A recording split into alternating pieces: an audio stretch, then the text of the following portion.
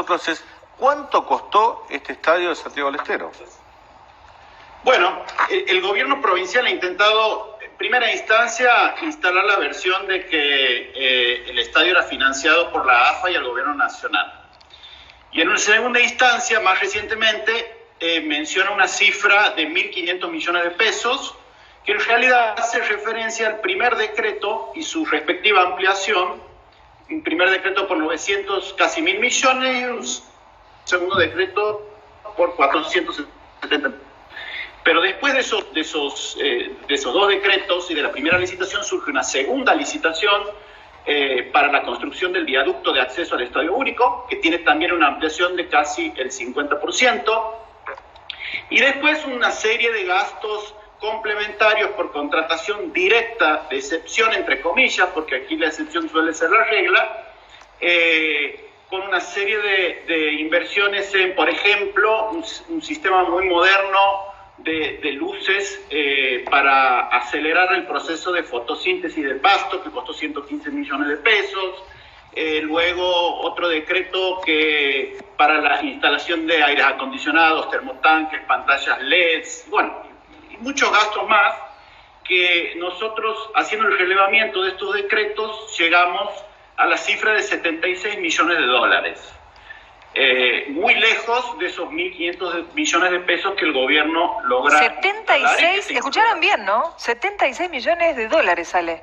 Exactamente. Ahora, Alejandro, ¿cómo te va? La pregunta es, ¿esos 76 millones de dólares es un piso o un techo de lo que costó el estadio? Es el piso, porque como comentaba recién, nosotros hacemos un relevamiento del boletín oficial, los decretos que se publican y que son firmados por el gobernador, pero hay algunos gastos que son ejecutados por resolución ministerial, por ejemplo, de jefatura de gabinete, que no se publican en el boletín. Entonces, nosotros con certeza podemos decir que el estadio costó mínimamente 76 millones de dólares, pero nunca conoceremos el número final porque las resoluciones y otros gastos que van por fuera del boletín no las vamos a conocer. El estadio tiene una instalación de gas propia, ¿verdad?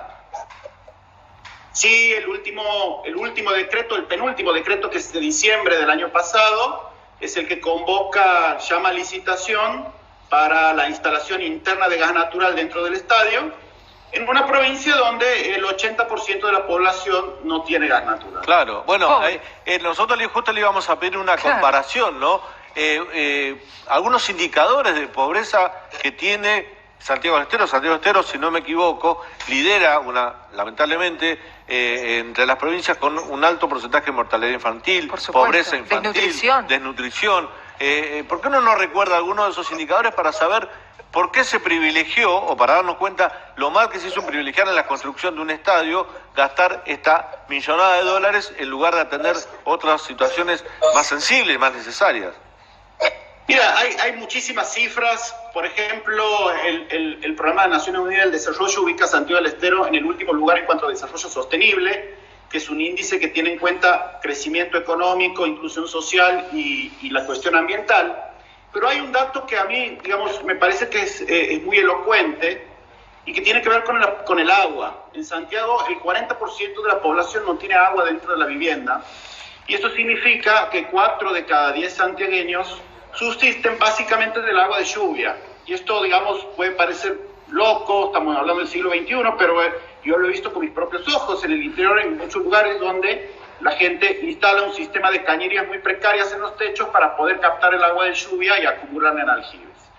Entonces ustedes me podrían decir, bueno, pero probablemente sea porque Santiago es una provincia árida, no tiene recursos hídricos, y no es así. Nosotros tenemos recursos para abastecer y nos sobra para abastecer la totalidad de la población. Lo que nos falta justamente es infraestructura para poder canalizar ese agua y llevarla a donde necesita la gente.